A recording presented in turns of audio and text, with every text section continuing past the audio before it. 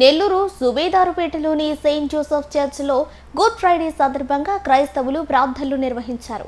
Bishop ఎండి ప్రకాశం సుబేదారుపేట, సంతపేట, కపాటిపాలెం మార్గాల్లో శిలువ మోశారు. ఆయన వెంట క్రైస్తవ సోదరుడు అధిక సంఖ్యలో నడిచారు. అనంతరం ఆయన దైవ సందేశాన్ని వినిపించారు. ఈ సందర్భంగా బిషప్ ఎండి ప్రకాశం మాట్లాడుతూ సర్వ మానవాళి రక్షణకు సృష్టిని అంతటినీ తిరిగి పునరుద్ధరించడానికి యేసు ప్రభువు మనందరి పాపాలను తనపై వేసుకుని శిక్ష అనుభవించారని చెప్పారు. మనకు బదులుగా మన స్థానంలో తాను సిలువనెక్కి తన ప్రాణాన్ని సమర్పించాడని తెలిపారు.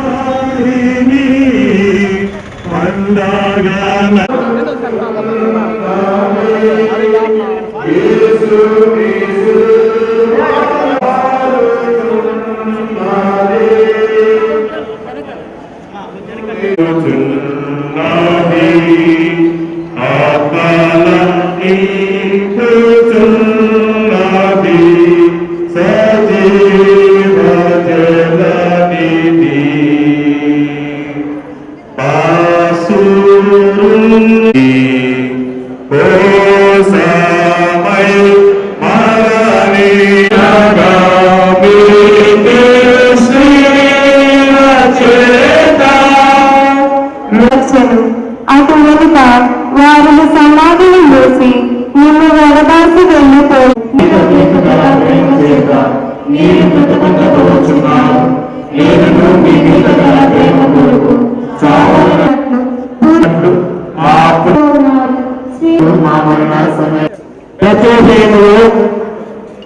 పశువులను అందించిన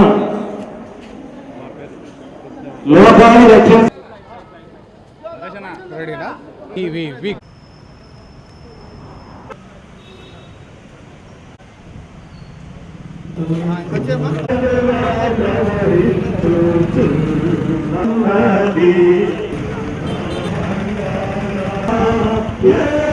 ప్రభు మానవులందరి కోసం తన ప్రాణాలను సమర్పించారు.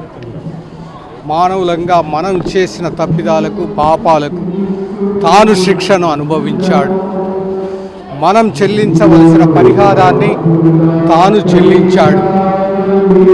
మనము మరణించవలసి ఉండగా, మన పాపాలకు, మన దోషాలకు మనం మరణించవలసి ఉండగా, మన స్థానంలో మనకు బదులుగా ఆయన శిలువనెక్కి మరణించాడు. ఇదంతా ఆయనకు మన మీద ఉన్నటువంటి గొప్ప ప్రేమను, ఆయన యొక్క గొప్ప త్యాగాన్ని తెలియజేస్తుంది. ఇది ఎంత మాత్రం ఆయన యొక్క నిస్సహాయత కాదు, మన మీద ఉన్నటువంటి ప్రేమ. ఆయన ప్రేమ ఓడిపోలేదు. ఆయన మూడవ నాడు తిరిగి సజీవుడుగా లేచి ఉన్నాడు. తనను నమ్మి విశ్వసించి జీవించువారు ఎన్నటికీ మరణించినను వారు ఎల్లప్పుడూ సజీవులుగా ఉంటారు అని ప్రభు వాగ్దానం చేసి ఉన్నారు. కావున ప్రభువును నమ్మి విశ్వసించి ఆయన మాటల ప్రకారం జీవిద్దాం. పరివర్తన కలిగి ఇటు లోక కళ్యాణం కోసం, మానవులందరి శ్రేయస్సు కోసం మనం జీవిద్దాం. ఈ దినం ప్రభు మన కోసం శ్రమలు అనుభవించి తాను ఏ నేరము చేయనప్పటికీ కూడా ఈ యొక్క కఠినమైన శిలువ మరణాన్ని పొంది ఉన్నారు.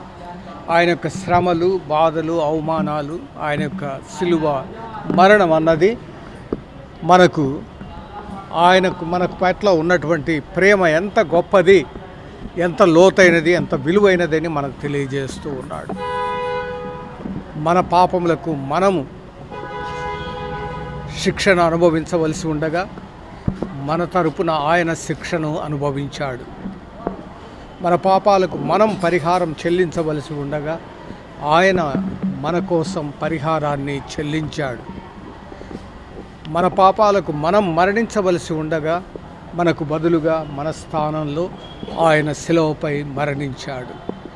మరి ఆయనకు మన పట్ల ఉన్నటువంటి ప్రేమ, ఈ త్యాగం అన్నది ఓడిపోలేదు, అపచయం పాలు కాలేదు, అది విజయాన్ని పొందింది.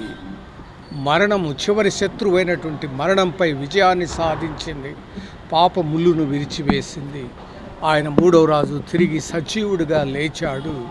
మనందరికీ నమ్మికను ఆశను కలిగించాడు.